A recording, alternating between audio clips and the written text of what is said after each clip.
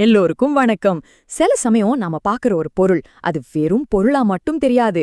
அதுக்குள்ள ஒரு பெரிய கதையே ஒளிஞ்சிருக்கும் இல்லையா? குறிப்பா ஒரு மரச்சாமான பாக்கும்போது அப்படி தோணும். இன்னைக்கு நாம அப்படி ஒரு கதையை தான் பார்க்க போறோம். வாங்க, இந்த ஒரு கேள்வியோட ஆரம்பிக்கலாம். ஒரு சேர் அது எப்போ வெறும் உட்கார்றதுக்கான ஒரு இடமா மட்டும் இல்லாம அதுக்கும் மேல ஒண்ணா மாறுது. எப்போனா அது ஒரு கலைப்படைப்பா மாறும்போதுதான். இப்போ நாம பார்க்க போறது கூட அப்படி ஒரு கை நாற்காலிய தான். இது எப்படி ஒரு சாதாரண ஃபர்னிச்சருங்கிறத தாண்டி ஒரு கலைஞனோட அற்புதமான படைப்பா ஜொலிக்குதுன்னு பார்க்கலாமாங்க. சரி, முதல்ல இந்த நாற்காலியோட ஒட்டுமொத்த டிசைன், அதோட அமைப்பு எப்படி இருக்குன்னு ஒரு பார்வை பார்க்கலாம். இந்த சேரோட அமைப்பை பாருங்களேன். பார்த்த உடனே ஒரு கம்பீரமான தோரணை தெரியுது இல்லையா? அந்த உயரமான பேக்ரெஸ்ட் ஒரு சிம்மாசனம் மாதிரி இருக்கு. அகலமான கைப்பிடிகள் ஒரு நம்பிக்கையை கொடுக்குது. அப்புறம் அந்த உறுதியான கால்கள் ரொம்ப ஸ்திரமான ஒரு உணர்வு தருது. இது வெறும் உட்காரதுக்கு மட்டும் இல்ல, ஒரு அதிகாரத்தோட சின்னம்னே சொல்லலாம். ஓகே, இப்போ இந்த சேரோட ஒட்டுமொத்த வடிவத்தை பார்த்தாச்சு. இனிமே இதுக்குள்ள ஒளிஞ்சிருக்கிற சின்ன சின்ன நுணுக்கமான வேலைப்பாடுகளை பத்தி பார்க்கலாம். அதுதான் இதோட அழகையே கூட்டுது.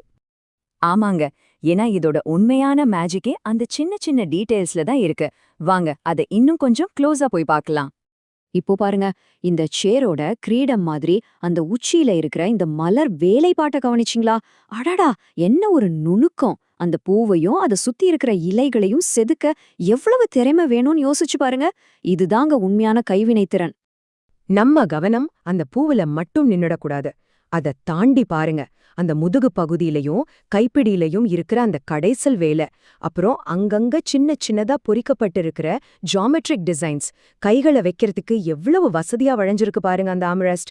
எல்லாத்துக்கும் மேல அந்த மரத்தோட இயல்பான வரிகளே ஒரு தனி ஓவியம் மாதிரி இருக்கு. இது எல்லாம் சேர்ந்துதான் இந்த சேருக்கு ஒரு உயிரையே கொடுக்குது.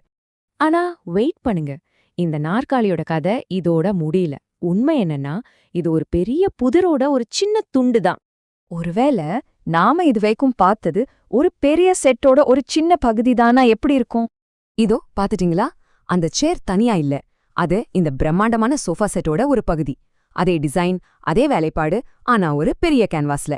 எவ்ளோ அழகா விரிஞ்சிருக்கு பாருங்க. இங்கதான் விஷயமே இன்னும் சுவாரஸ்யமா ஆகுது. அந்த சேர்ல உட்கார்றதுங்கிறது ஒரு தனிப்பட்ட ஒரு நெருக்கமான அனுபவம். ஆனா இந்த சோஃபா அதே கலை அம்சங்களோட ஒரு பெரிய குடும்பத்தையே அரவணைக்கிற மாதிரி ஒரு கொண்டாட்டமா மாறுது. இன்னொரு முக்கியமான விஷயத்த கவனிங்க, வெறும் முன்பக்கம் மட்டும் அழகா இல்ல, இந்த சோஃபாவோட பின் பக்கத்தையும் எவ்ளோ கவனமா டிசைன் பண்ணிருக்காங்கன்னு பாருங்க. அழகுனா அது 360 டிகிரிலும் இருக்கணும்னு சொல்றதுக்கு இது ஒரு பெர்ஃபெக்ட் உதாரணம்.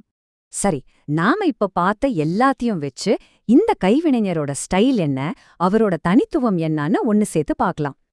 அப்போ இந்த கலைஞரோட சிக்னேச்சர் ஸ்டைல் என்ன? அது இந்த 5 விஷயங்களோட ஒரு சூப்பரான காம்பினேஷன் தான். முதல்ல அந்த பூவேலைப்பாடு, 2வது அந்த நேர்த்தியான கடைசல் வேலை, 3வது அங்கங்க வர்ற அந்த ஜியாமெட்ரிக் பேட்டர்ன்ஸ், 4வது ஒரு சிற்ப மாதிரி வளைஞ்சு நெளிஞ்சு போற அந்த ஃப்ரேம், கடைசியா கண்ண பறிக்கிற அந்த ஹை கிளாஸ் பாலிஷ்.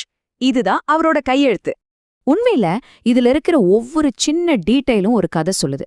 ஒவ்வொரு வளைவும் அதை செஞ்ச அந்த கைவினைஞரோட உழைப்ப பத்தி பேசுது. இது வெறும் ஃபர்னிச்சர் கிடையாதுங்க, இது ஒரு கலைஞனோட உழைப்புல உருவான கதை. சரி, இப்போ இந்த கேள்வி உங்களுக்காக.